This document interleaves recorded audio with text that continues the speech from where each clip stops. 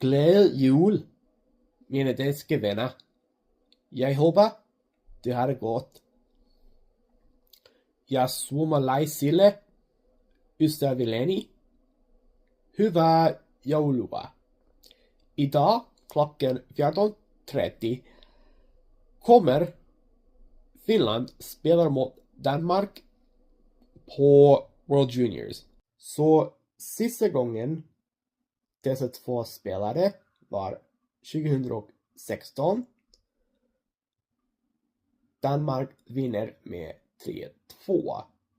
Den här gången jag ser Finland med 3-2 i övertid.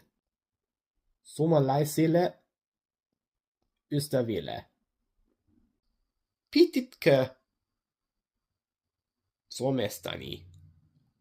Kommentoi alle.